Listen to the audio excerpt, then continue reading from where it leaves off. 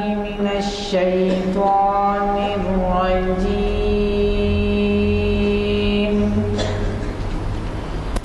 بسم الله الرحمن الرحيم.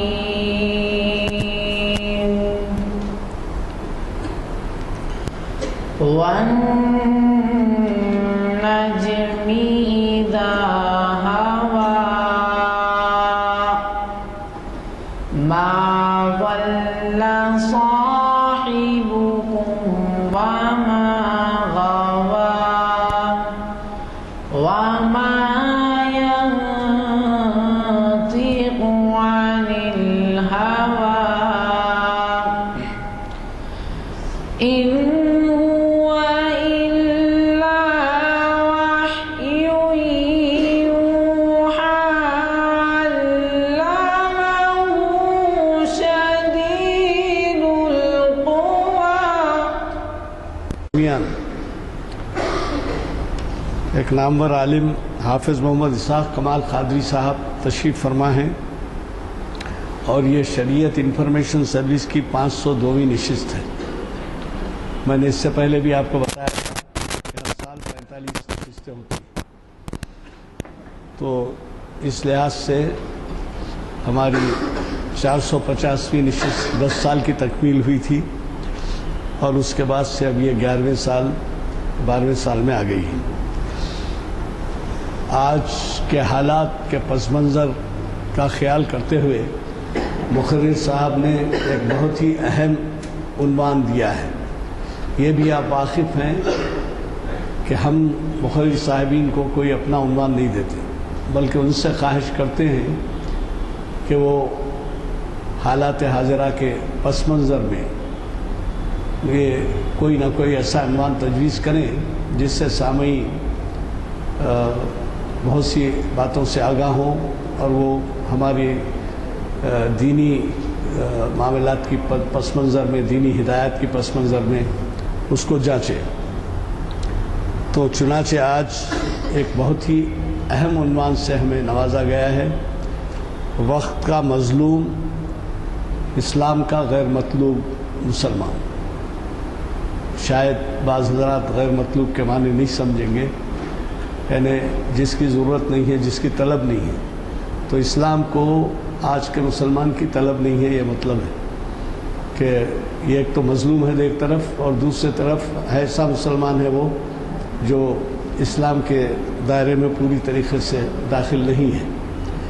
تو مجھے یہ کہنے دیجئے کہ عنوان کی اہمیت کے اعتبار سے ہمیں بہت کچھ استفادے کا موقع ہے، اور یہی نہیں بلکہ اس کو بھی مان کر چلنا پڑے گا کہ جب ہمیں عنوان تجویز کیا جاتا ہے، ہمارے لیے کوئی عنوان تجویز کیا جاتا ہے تو مقرر صاحب پوری طریقے سے اس کی تیاری کر کے آتے ہیں. ایسے نہیں ہے کہ بیٹھیں اور کچھ نہ کچھ واضح بیان کر دیں، ویسا نہیں ہے، بلکہ بڑی تیاری کرنی پڑتی ہے ایسے عنوانات کے لیے. اور اس میں ہمارے مقرر صاحبین ہمیشہ پورے اترتے ہیں اور عنوان کے ساتھ پوری طرح سے انصاف کرتے ہیں.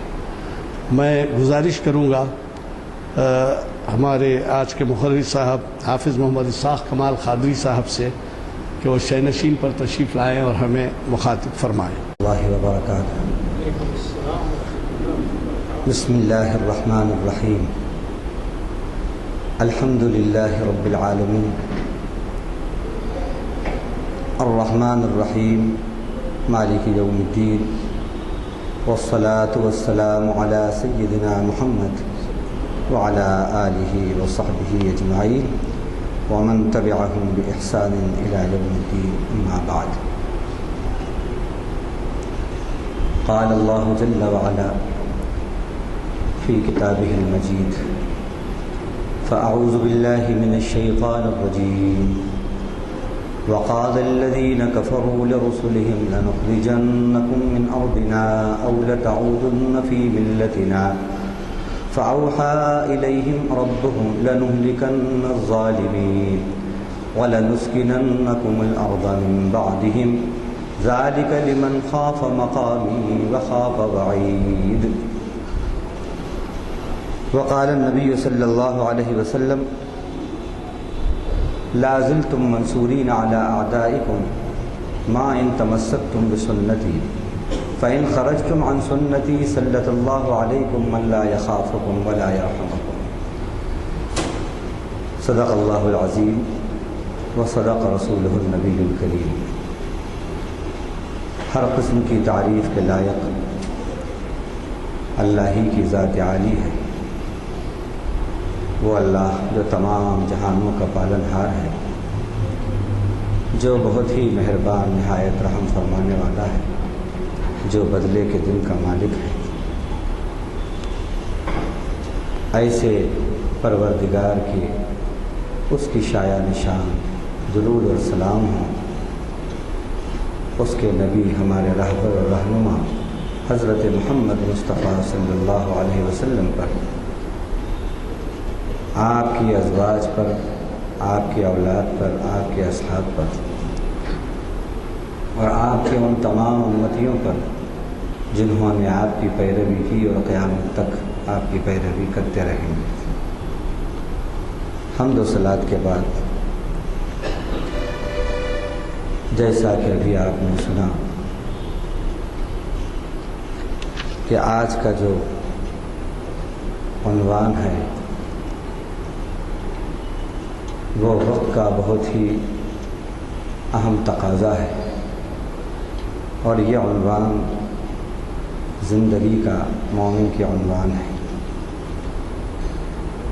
وقت کا مظلوم، اسلام کا غیر مطلوب مسلمان، یعنی اسلام نے جس کردار کو پسند کیا ہے، جس کردار کو اپنانے کی بندہ مومن کو ہدایت دی ہے، اور جو اسلام کا ریکوائرڈ کیریکٹر ہے، ایک مسلم کا ریکوائرڈ کیریکٹر ہے، وہ اگر کردار اس نے نہیں نبھایا تو وہ ہر دور کے اندر مظلوم رہا ہے۔ صرف اس دور کی بات ہی نہیں ہے، تاریخ اس کی گواہ ہے۔ اور جب جب مسلمان نے اسلام کے مطلوبہ کردار کو نبھایا ہے اور اپنے سچے مسلم ہونے کے رول کو پلے کیا ہے، تو اس نے کامیابی پائی ہے، کامیاب ہوا ہے۔ ایسا بھی ہوا ہے کہ سچے اور پکے مسلمان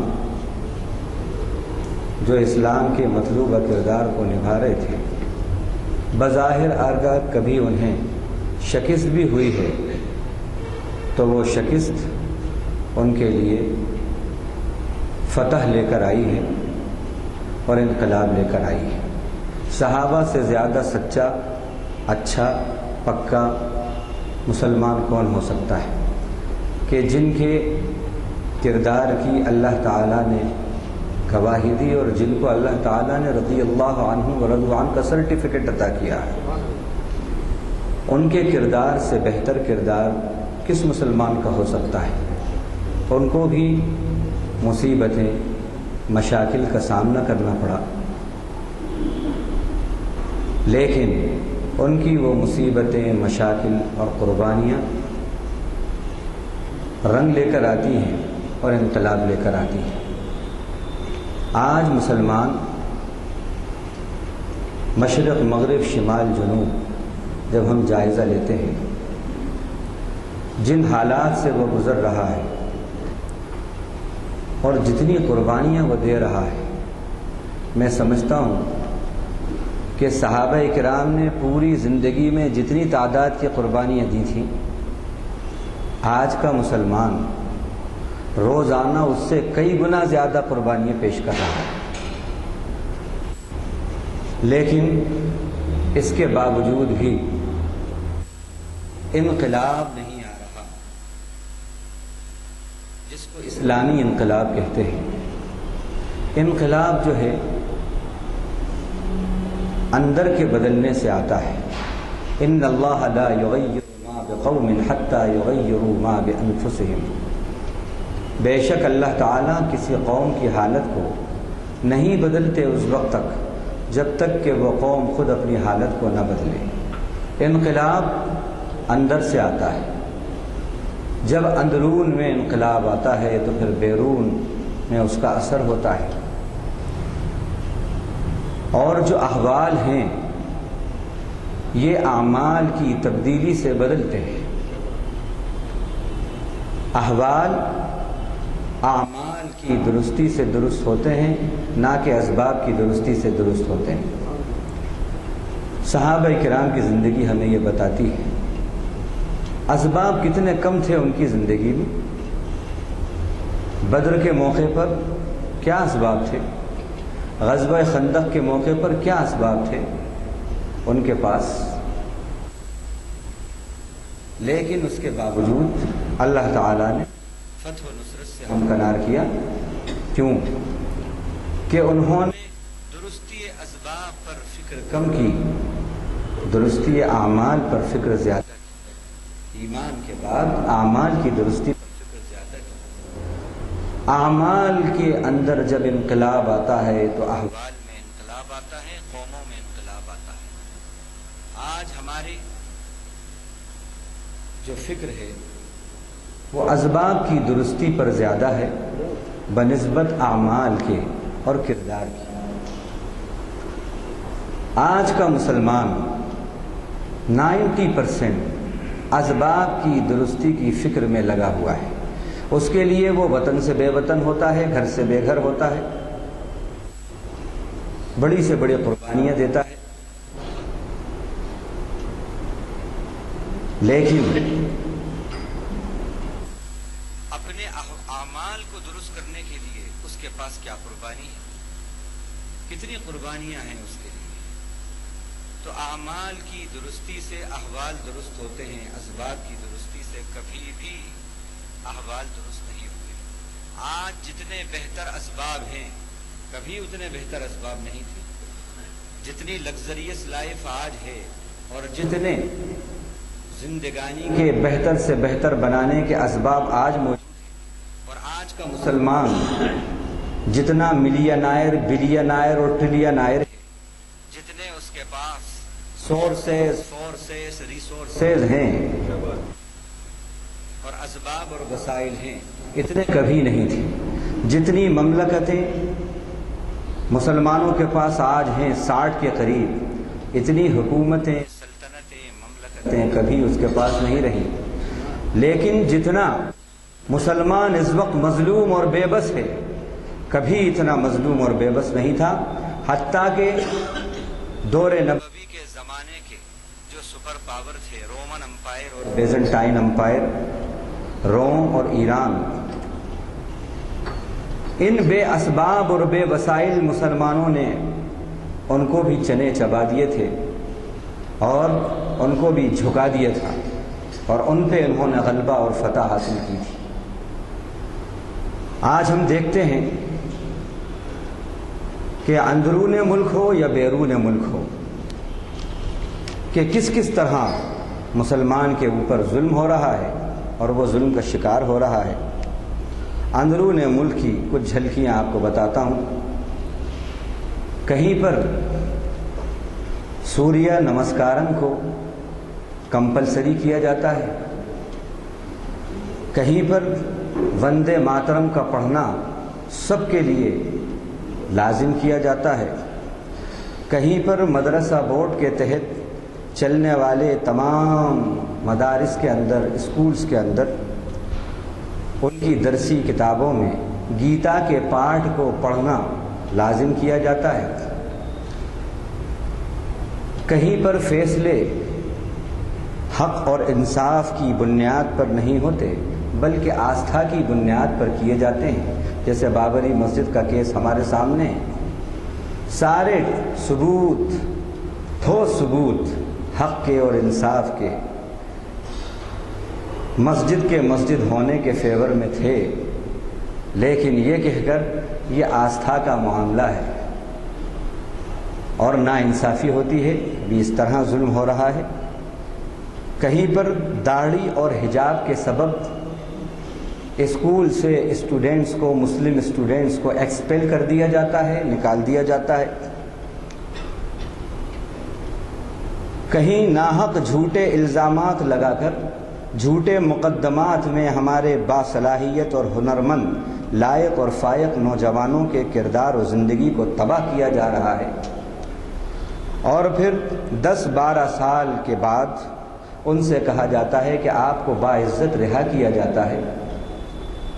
کہیں مساجد اور مدارس کے ائمہ اور ذمہ داروں پر حملے کیے جا رہے ہیں۔ یہ سب میں شارٹ میں بتا رہا ہوں، الیکٹرانک اور پرنٹ میڈیا آپ کے سامنے ہے۔ کہیں پر مذہبی اور اصلاح معاشرہ کرنے والی، کہ اصلاح معاشرے کے کام انجام دینے والی غیر سیاسی جماعتوں پر اور ان کے کارندوں پر حملے کیے جا رہے ہیں، جیسا بھی آپ نے اخباروں میں پڑھا ہوگا۔ وہ جماعتیں جن کا سیاست سے کوئی تعلق نہیں، اپنے ہی بس لوگوں میں کام کرتی ہے، وہ جماعت، تبلیغی جماعت، اس کے اوپر حملے، ان کو زخمی کر دیا گیا۔ اسی طرح کہیں پر سبرامنیم سوامی اور اس جیسے لوگوں کا آج تک میں سیدھی بات کے پروگرام کے تحت نیز اپنی نجی سبھاؤں میں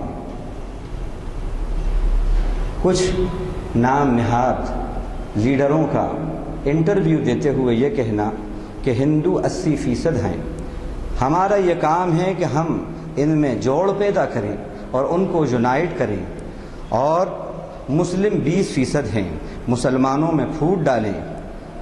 پھوٹ ڈالنا اور ہندوؤں کو متحد کرنا، یہی ہمارا کام ہے۔ یہ خود میں نے کل ہی اس کو پوری تحقیق کی اور آن لائن پر جو اس کا انٹرویو ہے اس کو دیکھا، اور مصر کے اندر شام کیا تھا، کئی گھنٹے تک یہ سب تحقیق کی، اس کے بعد یہ سب باتیں آپ کو بتا رہے ہیں پورے پروف، پورے ثبوت کے ساتھ۔ یہ اشتعال انگیز حملے کہ امیدوار باتیں ہمارے سامنے،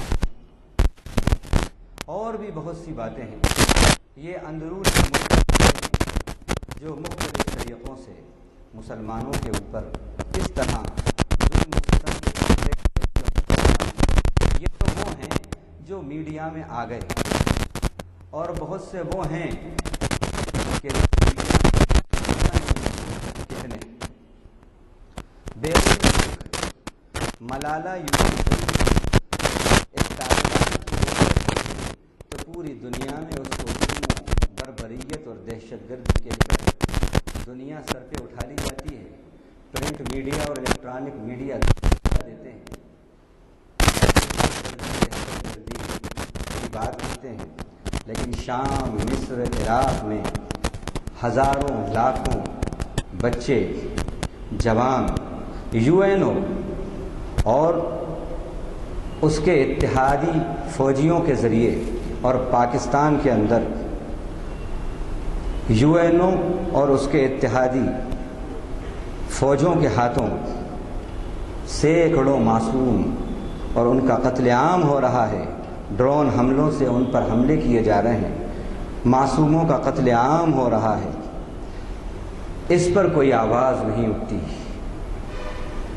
اسرائیل جس کے پاس تقریباً 12 سے لے کر 15 نیوکلیئر پلانٹس موجود ہیں، جو بہت چھوٹا سا ملک ہے، مٹھی بھر جس کی آبادی ہے، لیکن اس کے پاس 10 سے لے کر 15 تک نیوکلیئر پلانٹس موجود ہیں، جو دنیا میں سب سے مہلک ہتھیار اور موسٹ سوفسٹیکیٹڈ ویپنز اور آرمز اگر کوئی سپلائی کرتا ہے اور بناتا ہے تو وہ اسرائیل ہے، وہ اسرائیل ہے۔ لیکن اس کے اوپر کوئی قدغن، کوئی پابندی، کوئی ریسٹرکشنز اس پر نہیں لگائے جاتے۔ اس کے مقابلے میں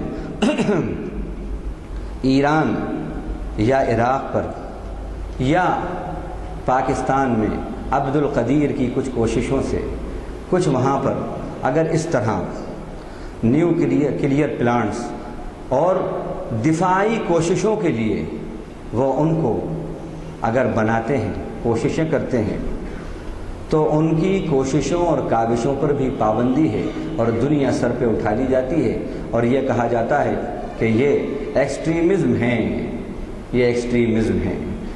اس طرح ہم دیکھیں کہ ظلم ہو رہا ہے بیرون ملک، شام کہ ابھی آپ سب واقف ہیں کہ کیمیکل اور پائزنس گیس کا جو اخراج ہوا ہے، اور یہ پورا یقین ہے، پوری تحقیق ہے کہ اس کے پیچھے بھی جو دنیا کا سب سے نمبر 1 کا سو کالڈ اپنے آپ کو جو امن پسند کہتا ہے، سب سے بڑی دہشت گردی وہی پھیلا رہا ہے۔ تحقیق یہ بتائے گی کہ اس کے پیچھے بھی اسی کا ہاتھ ہے۔ آنے واحد کے اندر، چند منٹوں کے اندر 2000 سے لے کر 3000 لوگ چٹپٹ ہو جاتے ہیں۔ ان کو دیکھا، معصوم بچے، معصوم بچیاں باپ کی گود کے اندر سسک سسک کر جان دے رہی ہیں۔ 2 معصوم بچیاں ہیں، ہاتھ میں باپ کے ہیں، باپ رو رہا ہے اور بچی کی جان نکل رہی ہے، ماں تڑپ رہی ہے سامنے، اور بچہ 10-12 سال کا بچہ ہے جو ماں ماں ماں کہہ رہا ہے۔ یہ سب دیکھا، اس طرح ان پر حملے کہ پیچھے سے ایسی گولی چلائی جا رہی ہے کہ پورا بھیجا نکل کر باہر آ گیا۔ مسجد کے اندر بم بلاسٹ ہو رہے ہیں۔ محمد بلتاجی کی بیٹی کو رابغہ جو کیمپ ہے اس میں سے نکال کر کھڑا کر کے گولی مار دی جاتی ہے، ہاتھ پیچھے باندھ کر ایک ساتھ گولی مار دی جاتی ہے، اور پھر ان کو لٹا کر پتھر سے ان کا سر پھوڑا جاتا ہے، سر کچلا جاتا ہے۔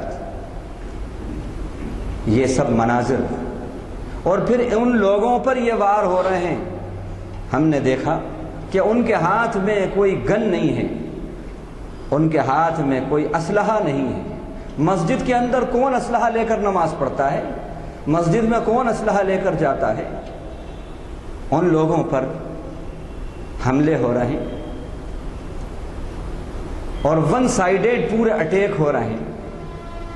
40 سال کے بعد اکثریت نے ایک حکومت کو اخوان المسلمین کی سلیکٹ کیا، وہ حکومت برسر اقتدار آتی ہے، اس کو صرف اس لیے ایک سازش کے تحت ڈیزالو کر دیا جاتا ہے۔ یہ کہا نہیں، لیکن اس کے پیچھے یہی بات ہے کہ اس نے جتنے بھی سائبر کرائمز جو ہو رہے تھے اور جس میں نوجوان نسل جو ہے برباد ہو رہی تھی، اس نے ان پر ریسٹرکشنز لگا دیے، اس طرح کے پروگرامز پر اس نے پابندی لگا دی، اور جو فحش بار تھے، ڈانس بار تھے، جہاں پر بے حیائی کا ننگا ناچ ہوتا تھا، اور اس کے اندر حصہ لینے والے اور انجوائے کرنے والے 17 سال سے لے کر 20 اور 21 سال کے نوجوان لڑکے اور لڑکیاں ایسے بارز پر، ایسے کلبوں پر اس نے پابندی لگا دی۔ فلسطین 2500 سال سے ان کے رافعہ، وہ جو سرحد ہے وہ بند تھی، جس کی وجہ سے ان کو رسد ان تک نہیں پہنچ رہی تھی، دوائیں ان تک نہیں پہنچ رہی تھی، معصوم بچے تڑپ تڑپ کر مر رہے تھے۔ اس سرحد کو، ان ریسٹرکشنز کو اس نے کھول دیا، اور اس نے مسلم ممالک کو یونائٹ کرنے کی کوشش کی، ان کو اتحاد کی دعوت دی، ان کو اسلام پہ چلنے کی دعوت دی۔ جو حافظ قرآن، جس نے عالم کا کورس بھی کیا، اور جو 5 وقت کا نماز کا پابند، جس کو مسلمانوں نے اکثریت سے سلیکٹ کیا، الیکٹ کیا، صرف اس وجہ سے کہ اس نے اتحاد کی بات کہی، اسلامی شریعت کو نافذ کرنے کی کوششیں کی، تو بڑی سازش کے تحت عبد الفتاح سیسی جو ہے، جو کمانڈر ان چیف ہے، کروڑوں کے اندر اس کو خرید لیا گیا، اسرائیل نے، یہود نے اس کو خرید لیا، اور عدلی منصور جو یہودی ہے یا عیسائی ہے، بعض نے کہا یہودی، بعض نے کہا اسرائیلی، عیسائی، اس کو صدر بنا دیا گیا۔ اور پھر آتے ہی سب سے پہلا کام، جس نے فلسطینیوں کے اوپر کئی سال تک ظلم کیا اور جس کے ظلم کا فلسطینی شکار رہے، حسنی مبارک، اس کو آزاد کر دیا گیا۔ جو کئی فلسطینیوں کا قاتل تھا، اس کو رہا کر دیا گیا، اور پھر وہ سرحد کو پھر بند کر دیا گیا، اور پھر وہ جو ویب سائٹس تھے جن کے اوپر سائبر کرائمز ہوتے تھے، ان کو پھر کھول دیا گیا، کیونکہ اس سے ان کا نقصان ہو رہا تھا۔ اس طرح کا ظلم ہو رہا ہے، اس طرح کا ظلم ہو رہا ہے۔ اور پھر ظاہر ہے دنیا کے اندر 70% اکنامی اسرائیل کی اگر ڈپینڈنٹ ہے تو اس کے اسلحہ کی فروخت پر ہے، اسلحہ کی فروخت پر ہے، اور اسلحہ وہی خریدیں گے جن کے پاس پیسہ ہے، قیمتی اسلحہ وہی خریدیں گے، اور اسلحہ وہی خریدیں گے جو لڑیں گے، جو ماریں گے اور مریں گے، وہی خریدیں گے اسلحہ۔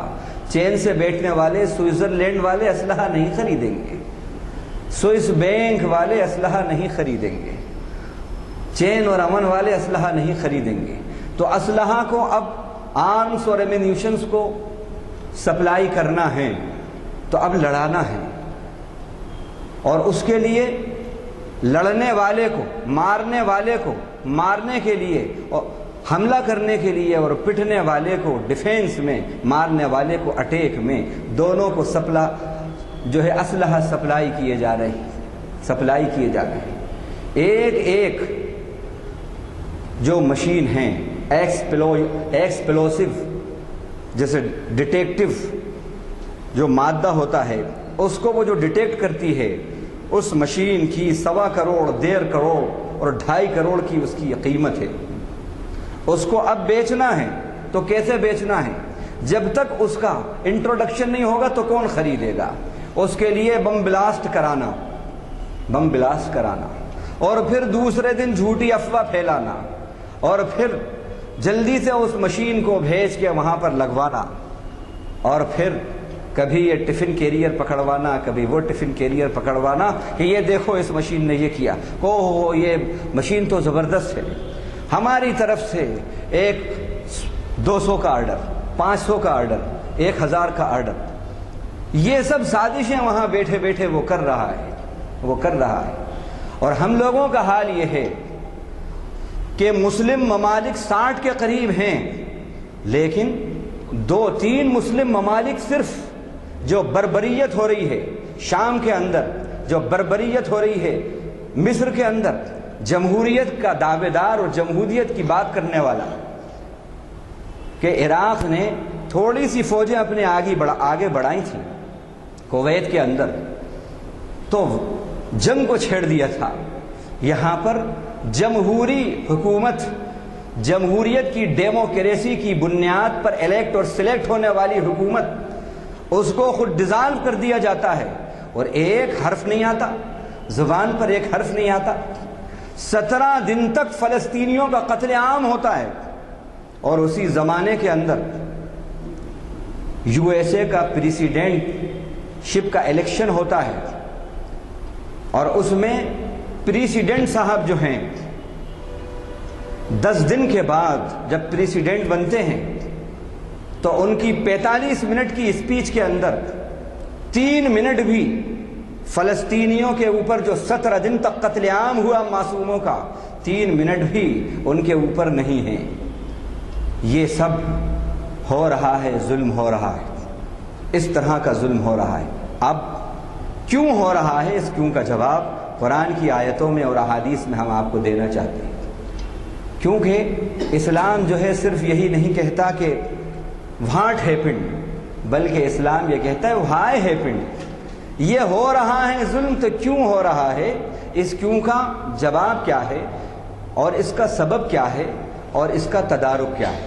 تو اب اس ضمن کے اندر قرآن کی کچھ آیتیں ہیں وہ ہم پڑھتے ہیں اور احادیث ہیں وہ ہم پڑھیں گے، اور اس میں یہ بتائیں گے کہ اس کا سبب صرف یہ ہے کہ جو اسلام کا مطلوب کردار ہے وہ مطلوب کردار ہماری زندگیوں کے اندر نہیں ہے جیسا کہ ہونا چاہیے، یا تو وہ کردار کا ڈیمانسٹریشن پارٹلی ہو رہا ہے یا اوکیجنلی ہو رہا ہے یا ٹریڈیشنلی ہو رہا ہے، بس فلی اور ایکسٹریملی اس اسلامی کردار کا ڈیمانسٹریشن مسلمان نہیں کر رہے، جس کے سبب سے وہ اس طرح کے ظلم کا شکار ہو رہے ہیں، اور اگر ابھی بھی نہیں جاگے وہ تو ایسا ظلم کا شکار ہوتے رہیں گے۔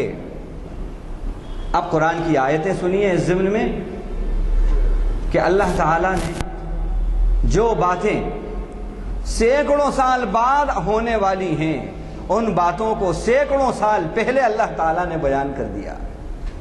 قرآن مجید سینکڑوں سال پہلے اترا، اور آج کے جو واقعات ہو رہے ہیں یہ سب کا تذکرہ قرآن میں موجود ہے، کئی پیشن گوئیاں قرآن میں موجود ہیں۔ تو یہ بات اس بات کا ثبوت ہے کہ سینکڑوں سال پہلے سینکڑوں سال بعد کی باتیں پوری ایکیوریسی کے ساتھ کہنا یہ مخلوق نہیں کہہ سکتی، خالق ہی کہہ سکتا ہے۔ یہ وہی ہستی کہہ سکتی ہے جو علیم ہے، خبیر ہے، سمیع ہے، بصیر ہے، اور جس نے یہ کہا لا تحسبن اللہ غافلا عما يعمل الظالمون، آپ ہرگز اللہ کو غافل گمان نہیں کرنا ظالموں کی ان سرگرمیوں سے جو وہ انجام دے رہے ہیں۔ انما یؤخرهم لیوم تشخص فیہ الابصار، اللہ ان کو مہلت دے رہے ہیں اس دن تک جس دن کہ ان کی آنکھیں خیرہ ہو جائیں گی، پھٹی کی پھٹی رہ جائیں گی۔ اور اللہ کے نبی صلی اللہ علیہ وسلم فرمایا ان اللہ لیمہل الظالم، ان اللہ لیمہل الظالم، اللہ ظالم کو مہلت دیتے ہیں، ڈھیل دیتے ہیں۔ اذا اخذہ لم یفلت ہو، لیکن جب اللہ کی گرفت آ جاتی ہے تو پھر مہلت نہیں ملتی۔ اب گرفت کب آتی ہے اللہ کی؟ گرفت کب آتی ہے؟ ظالم ظلم کر رہا ہے اور آپ اس کو ظلم سے روک رہے ہیں، اور آپ ظلم میں شامل نہیں ہیں، داخل نہیں ہیں، تو پھر اللہ کی مدد آپ کے فیور میں آئے گی۔ لیکن آپ خود ظالم بنے ہوئے ہیں تو مدد کیسے آئے گی اللہ تعالیٰ کی؟ اللہ نے فرمایا لا تظلمون ولا تظلمون، نہ ظلم کرو نہ ظلم دیے جاؤ گے، تم ظلم نہیں کرو گے تو ظلم دیے بھی نہیں جاؤ گے۔ اس وقت اسلام کے اوپر سب سے بڑا ظلم اور اگر کوئی کر رہا ہے تو وہ مسلمان ہے۔ مسلمان خود سب سے پہلے اسلام کے ظالم ہیں۔ کس طرح ظالم ہیں؟ اسلام کی تعلیمات پر عمل نہ کرنے کی وجہ سے وہ اسلام پہ ظلم کر رہے ہیں۔ اسلام مظلوم ہیں، اور جہاں اسلام مظلوم ہوتا ہے وہاں مسلمان مظلوم ہوتا ہے، وہاں مسلمان مظلوم ہوتا ہے۔ آپ اسلام پر جو بے عملی کے ذریعے ظلم کر رہے ہیں آپ وہ ظلم ختم کر دیجئے، دیکھیے آپ کے اوپر بھی جو ظلم ہو رہا ہے وہ ظلم ختم ہو جائے گا، وہ ظلم ختم ہو جائے گا۔ تو اللہ تعالیٰ نے فرمایا اعوذ باللہ من الشیطان الرجیم ان اللہ یأمر بالعدل والاحسان وایتاء ذی القربى وینہی عن الفحشاء والمنکر والبغی یعظکم لعلکم تذکرون، بے شک اللہ تعالی حکم دیتا ہے عدل کا۔ اب یہ اسلام کا ریکوائرڈ کیریکٹر ہے، اسلام ریکوائرڈ کیریکٹر، اسلام کا مطلوبہ کردار کیا ہے؟ یہ ہیں تعلیمات۔ اللہ حکم دیتا ہے عدل کا، انصاف کا، اور احسان کا، نیکی کرنے کا، اور جو قرابت دار ہیں ان کے حقوق ادا کرنے کا، وَإِيتَاءِ ذِي الْقُرْبَى وَيَنْهَى عَنِ الْفَحْشَاءِ وَالْمُنْكَرِ وَالْبَغْيِ، اور روکتا ہے بے حیائی کی باتوں سے، ناشائستہ کاموں سے، ناشائستہ باتوں سے، اور سرکشی کی باتوں سے۔ آج مسلم ممالک کے اندر ہومو سیکسولیٹی کی ویب سائٹ اور ان کے اڈے اور ان کے مرکز مسلم ممالک کے اندر ہیں، جن میں سر فہرست پاکستان، جارڈن اور مصر، انڈونیشیا، یہ سر فہرست۔ اسلام حکم دے رہا ہے بے حیائی سے بچنے کا، برائیوں سے بچنے کا، ناشائستہ باتوں سے بچنے کا۔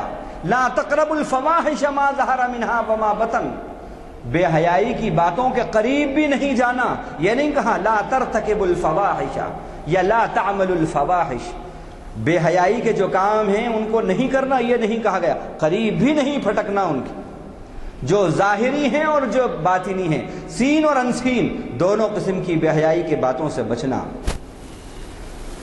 اور قرابت داروں کو ان کے حقوق ادا کرنا، سرکشی سے باز آنا۔ یعظکم لعلکم تذکرون، تم کو اللہ نصیحت کر رہے ہیں تاکہ تم نصیحت پکڑو۔ اس آیت کے بارے میں صحابہ کہتے ہیں کہ نبی صلی اللہ علیہ وسلم جمعے کے خطبے میں اکثر یہ آیت پڑھتے تھے، اکثر یہ آیت پڑھتے تھے، اور پھر فرماتے تھے لا ایمان لمن لا امانت لہ ولا دین لمن لا عہد لہ۔ صحابہ کہتے ہیں کہ ہمیں اکثر جمعوں میں اللہ کے نبی صلی اللہ علیہ وسلم یہ جملہ بھی کہتے تھے، یہ نصیحت بھی فرماتے تھے، جس شخص کے پاس امانت داری نہیں ہے اس کے پاس ایمان بھی نہیں، جو امانتوں کا پاس لحاظ نہیں کرتا اس کے اندر ایمان بھی نہیں ہے، اس کا ایمان نہیں ہے۔ ولا دین لمن لا عہد لہ، اور جس کو قول و قرار کا، معاہدوں کا پاس لحاظ نہیں ہے، اس کا دین نہیں ہے، اس کی دینداری بھی کوئی دینداری نہیں۔ یہ ایمان اور اسلام کا یہ مطلوبہ کردار ہے۔ عادلانہ، انصاف آنا، بے حیائی سے ہم بچیں، اللہ کا ڈر آئے، اللہ کا خوف آئے، بندوں کے حقوق ادا کریں، قرابت داروں کے، رشتہ داروں کے حقوق ادا کریں، نصیحتوں کو مانیں، امانت داری کا ہم ثبوت دیں، قول و قرار پہ ہم پورے اتریں۔ پھر فرمایا ان اللہ یأمرکم ان تعدوا الامانات الی اہلہا واذا حکمتم بین الناس ان تحکموا بالعدل ان اللہ نعم ما یعظکم بہ ان اللہ کان سمیعا بصیرا۔ بے شک اللہ تعالیٰ تمہیں حکم دیتا ہے کہ تم امانت داروں کو ان کی امانتیں، جن کی امانتیں ہیں، ادا کرو، اور جب فیصلہ کرو لوگوں کے درمیان تو انصاف سے فیصلے کرو۔ کہاں پر ہو رہا ہے؟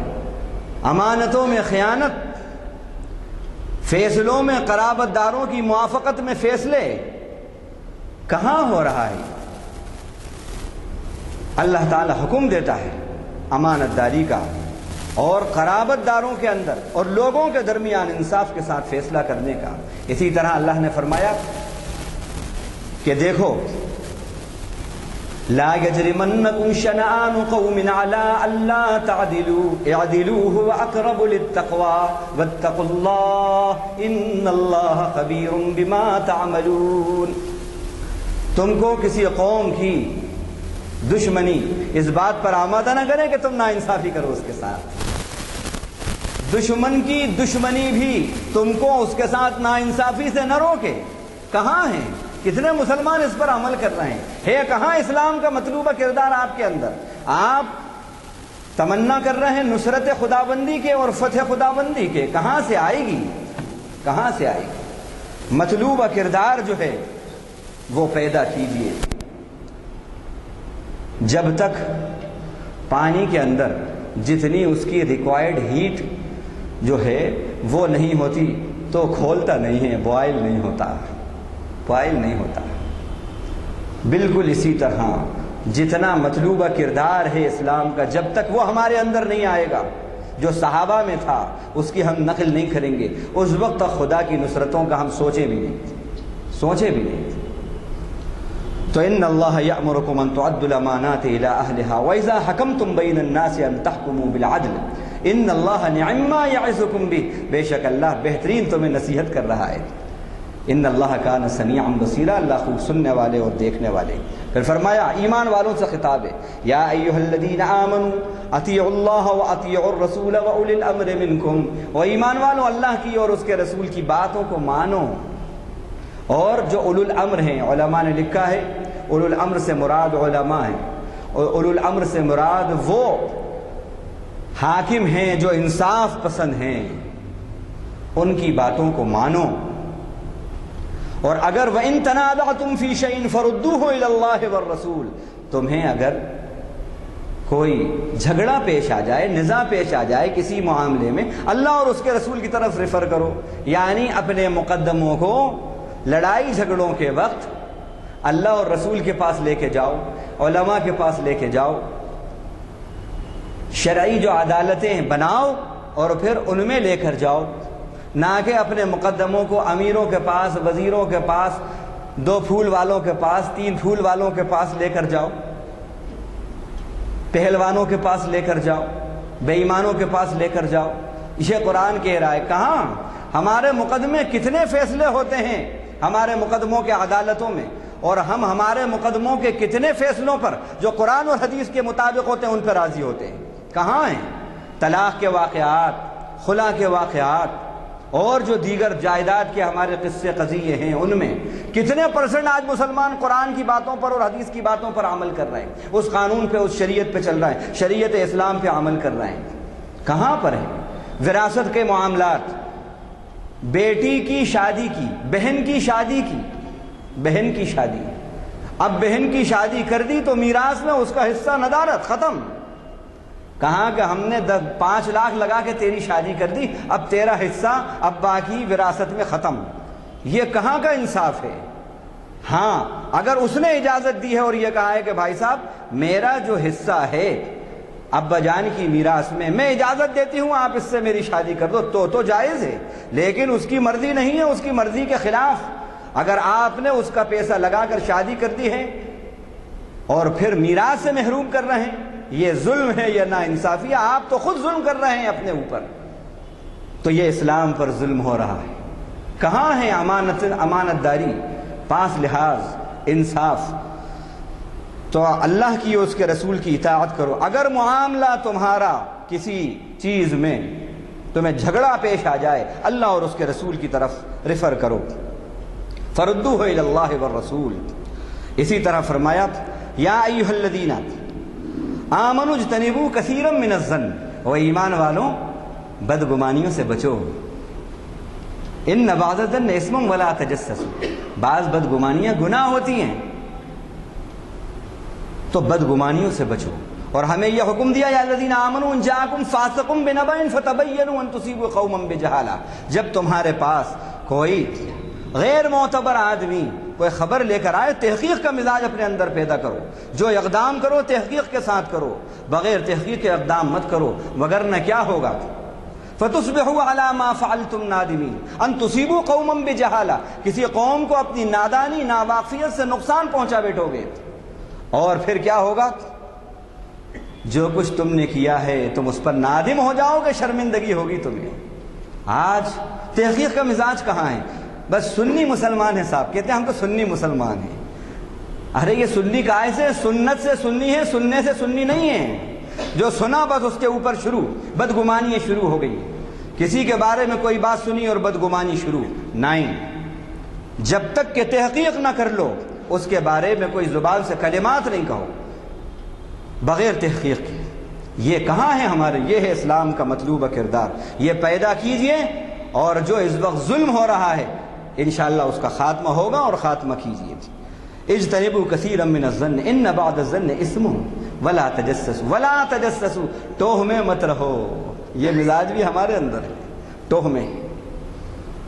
کتنے لوگ آئے اس کے یہاں، یہ ابھی محلے کے اندر آیا میرے سامنے، یہ 2 ویلر پہ تھا، 5 سال کے اندر 4 ویلر 4 اس کے پاس، 10 سال میں وہیں کا وہیں ہوں، میرے پاس ایک، اس کے پاس یہ 4 کیس، کون آ رہا ہے کون جا رہا ہے، کیا بات ہے؟ یہ جو تجسس کا ٹوہ کا مزاج ہے یہ غلط ہے۔ ارے یہ بھی دیکھو اس کے 10 بیٹے ہیں، اس نے محنت سے پڑھایا لکھایا ہے، وہ سب کما رہے ہیں، ان کی کمائی کا یہ اثر ہے. لیکن ہمارا مزاج ٹوہ میں لگنا، اور اب تو یہ حال ہے جاسوسی کرنا. اب تو یہ حال ہے کہ اخبار کے اندر آپ نے ایک اشتہار دیکھا ہوگا ابھی چند مہینے چند سال پہلے، اس کے اندر اشتہار میں آیا کسی شخص کو، کسی صاحب کو اگر کسی کمپنی کے بارے میں، کسی شخصیت کے بارے میں، کسی تنظیم کے بارے میں، آرگنائزیشن کے بارے میں جاسوسی کے لیے خدمات اگر حاصل کرنا ہے تو ہماری خدمات حاصل کر سکتے ہیں. ہم تمام معاملات سیکریٹ رکھتے ہیں، اور اس کے لیے ہم سے رابطہ کریں، یہ کانٹیکٹ نمبر ہے، اور میاں ہیں وہ ماشاءاللہ. اسلام جس کو کہہ رہا ہے جاسوسی مت کرو، کسی کی ٹوہ میں مت رہو، آپ تشہیر کر رہے ہیں اس پر کھا رہے ہیں، آپ اس پہ اپنی بنیاد قائم کر رہے ہیں. یہ اسلام ہے یا غیر مطلوب اسلام ہے؟ اور غیر مطلوب اسلام آپ کی زندگی کے اندر ہوگا، مظلوم ہوتے رہیں گے، آپ کی مظلومیت ختم نہیں ہوگی. یا ایھا الذین آمنوا لا یسخر قوم من قوم عسى ان یکونوا خیرا منهم. وہ ایمان والوں، تم میں سے کوئی کسی کا مذاق نہ اڑائے، ہو سکتا ہے جس کا مذاق اڑا رہے ہو وہ تم سے اچھا ہو خدا کی نگاہ کے اندر. ہم لوگ، یہ مزاج بھی ہمارے اندر ہے. دولت، شہرت، عزت، کرسی، یہ ہمارے یہاں پیمانے ہیں کسی کو اپ گریڈ کرنے کے. کسی کے پاس اگر یہ نہیں ہے تو وہ ڈی گریڈ ہے. یہ پیمانے کوئی پیمانے نہیں ہیں. اصل پیمانہ انما المؤمنون اخوہ فاصلحوا بین اخویکم. سارے مومن بھائی بھائی ہیں. ایمان کی بنیاد پر عزت کرو، ایمان کی بنیاد پر کسی کی توقیر کرو. یہ مزاج بھی ہمارے اندر ہونا چاہیے. مذاق کرنا، کسی کا مذاق اڑانا، اور پھر اگر یہ معلوم ہو جائے کہ یہ بالکل بیچارہ سورس لیس ہے تو اس کو ریڈیکیول کرنا، اس پہ تنقیدیں کرنا اور اس پہ ظلم کرنا، یہ سب حرام ہیں. یہ باتیں اس میں کہی گئی. عورتوں کو بھی منع کیا گیا، مردوں کو بھی منع کیا گیا. لا یغتب بعضکم بعضا، ایک دوسرے کی غیبت مت کرو. ایحب احدکم ان یاکل لحم اخیہ میتا فکرہتموہ، کیا تم میں سے کوئی اس کو پسند کرے گا اپنے مرے ہوئے بھائی کا گوشت کھائے؟ کتنے مسلمان ہیں جو روزانہ بہت ہی مرغوبیت کے ساتھ اپنے مرے ہوئے بھائیوں کا گوشت کھاتے ہیں غیبت کے ذریعے.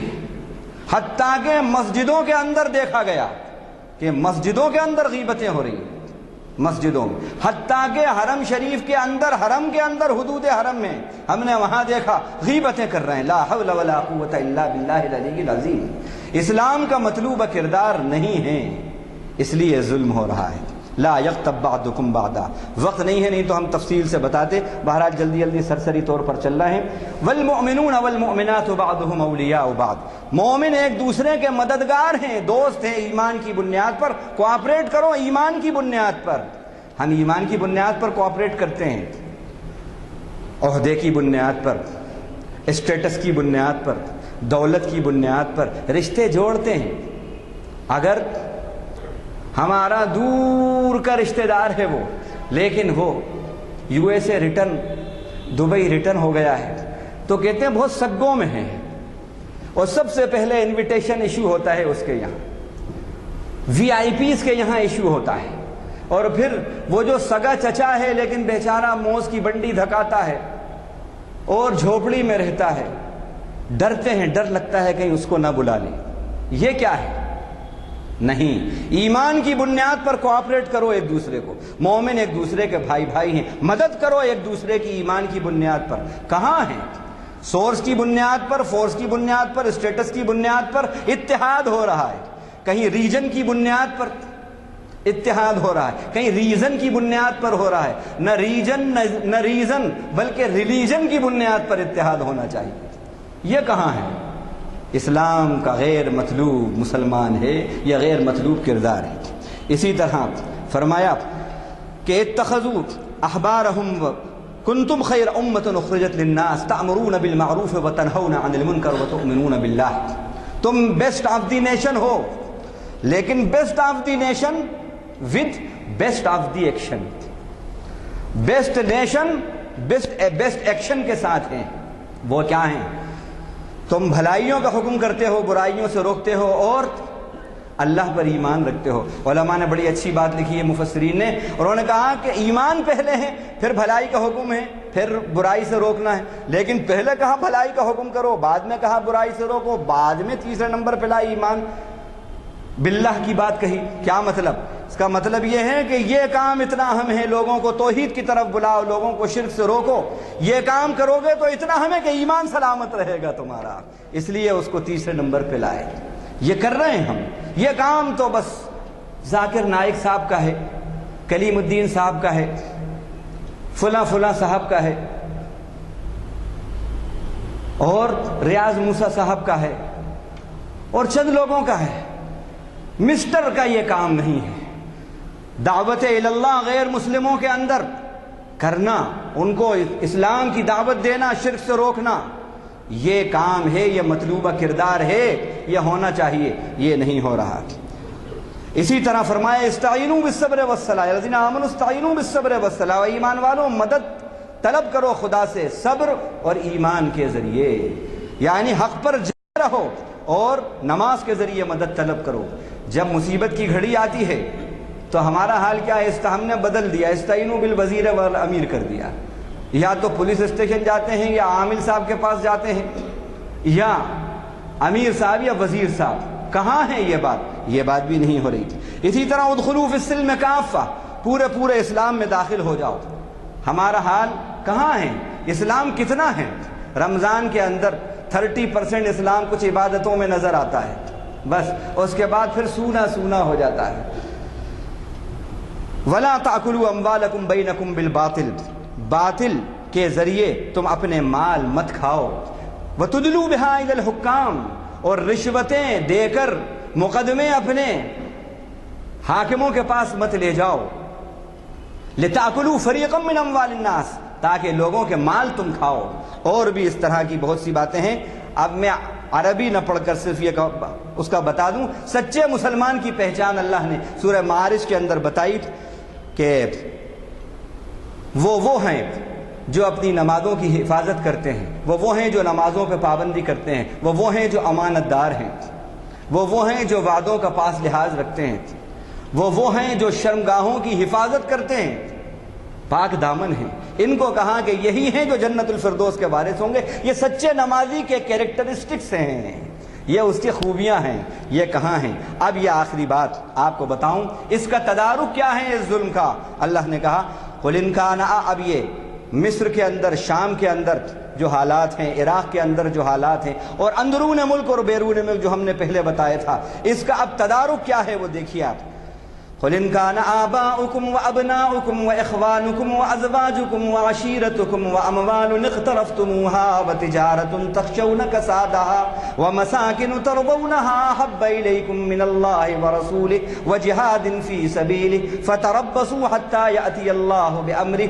اگر تمہارے باپ اور تمہارے بیٹے، تمہارے بھائی، تمہاری بیویاں، تمہارے قبیلے اور تمہاری رہائش گاہیں اور تمہارے وہ مال جن کو تم نے حاصل کیا ہے، وہ تجارت جس کے مان پڑ جانے کا تمہیں ڈر ہے، اگر یہ ساری چیزیں تمہیں اللہ اور اس کے رسول اور اس کے دین کی اشاعت کرنے کے مقابلے میں یہ زیادہ محبوب ہیں، یہ محبوب نہیں ہیں، اللہ، اس کا رسول اور جہاد یعنی اللہ کے راستے میں اللہ کے دین کی اشاعت کرنا، اگر اس میں تمہیں دوستی اور محبت نہیں ہے تو فتربصوا، پھر انتظار کرو۔ حضرت ابن عباس کی تشریح کرتے ہیں کہ مصیبتوں کا انتظار کرو، بلاؤں کا انتظار کرو، آفتوں کا انتظار کرو۔ آج کتنے مسلمان ہمارے ایسے ہیں کہ جن کی آمدنی 2-2 لاکھ 3-3 لاکھ منتھلی ہے، 5-5 لاکھ منتھلی اور اس سے بھی زیادہ ہے۔ ان کی زندگی کے اندر، ان کی آمدنی کے اندر کتنا حصہ اللہ کے کلام کی اشاعت کے لیے صرف ہو رہا ہے؟ بتائیے کتنا حصہ صرف ہو رہا ہے؟ اب آخری باتیں اور بھی بہت سی ہیں، لیکن اب میں سمیٹ رہا ہوں بات کو، ایک بس بات سنا کے بعد ختم کریں گے۔ اس وقت جو حالات ہم نے بتائے بیرون ملک کے، اس کے اندر اقبال نے بہت پہلے کہا تھا کہ پنجہ یہود کی بات اقبال نے کہی تھی۔ پنجہ یہود، آج پوری دنیا کے اندر بینکنگ سسٹم جو ہے، یہ سودی جو کاروبار ہے، سود کا جو معاملہ ہے، وہ یہود کے ہاتھ میں ہے، اسرائیل کے ہاتھ میں ہے۔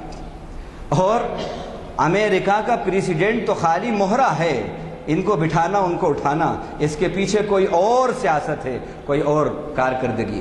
تو یہ جو یہود کی سازش ہے، ان کا جو مزاج ہے سازشوں کا، ان کے بارے میں اللہ تعالیٰ نے کہا کہ ان کان مکرہم لتزول منہ الجبال، ان کی سازشیں ایسی ہوتی ہیں کہ پہاڑ متزلزل ہو جائیں۔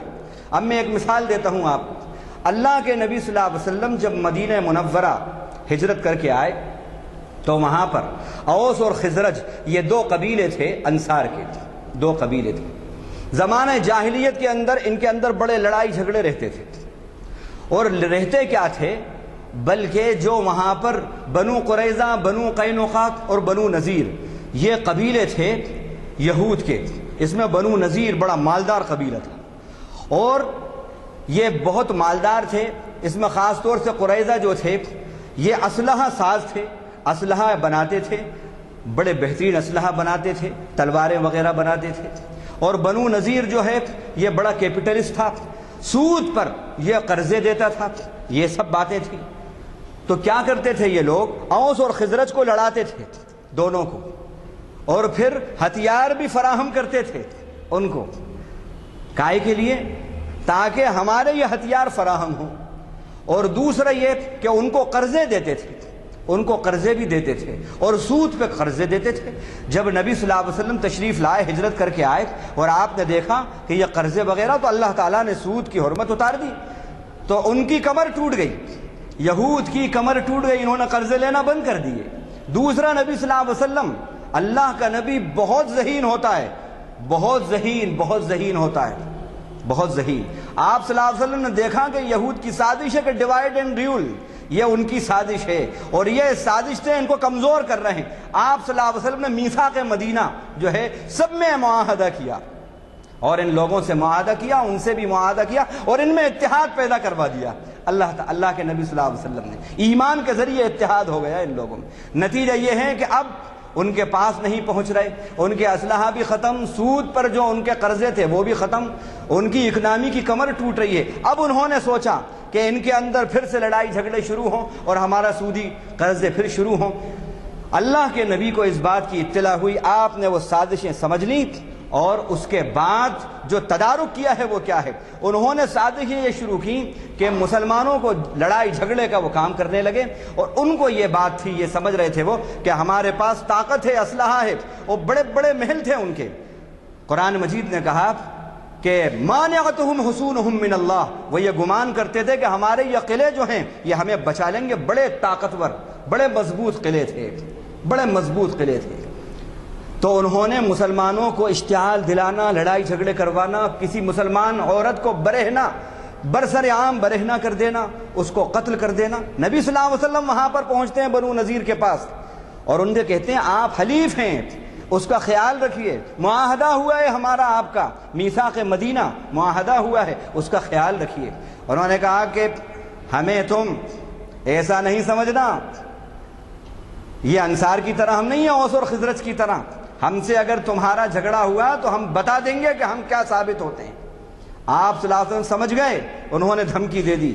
اللہ کا حکم ہوا، اللہ کے حکم سے آپ نے ان کا محاصرہ کیا، ان کے جو قلعے تھے ان کا محاصرہ کیا۔ 10 دن 12 دن کے بعد سرنڈر ہو گئے۔ اور دوسرا، اللہ کی طرف سے ایسی ہیبت، بنو قریظہ کا بھی یہی حال ہوا، بنو نذیر کا بھی یہی حال ہوا، اللہ کی طرف سے ایسی ہیبت ان پر طاری ہوئی، ایسی ہیبت طاری ہوئی۔ قرآن مجید نے نقشہ کھینچا ہے کہ یخربون بیوتہم بایدیہم واذ وقذف فی قلوبہم الرعب، اللہ تعالیٰ نے دلوں میں بزدلی ڈال دی، اپنے ہاتھوں سے جن محلوں کو بنایا تھا ان کو برباد کرتے ہوئے وہ چلے گئے۔